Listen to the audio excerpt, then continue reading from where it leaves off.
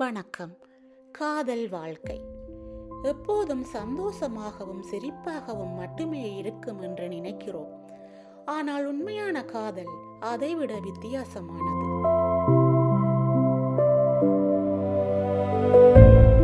சில நேரங்களில் வலிகள் வரும், கண்ணீர் வரும், புரியாத தருணங்கள் வரும். இனி இந்த உறவு தொடருமா என்ற நம்மையே கேட்க வைக்கும் அளவுக்கு கடினமான சூழ்நிலைகளும் வரும்.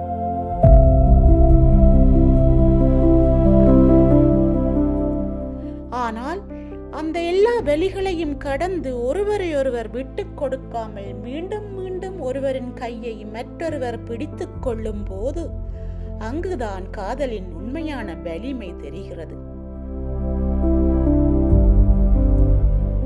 உண்மையான காதல் என்பது பிரச்சனைகளே இல்லாத உறவு இல்லை.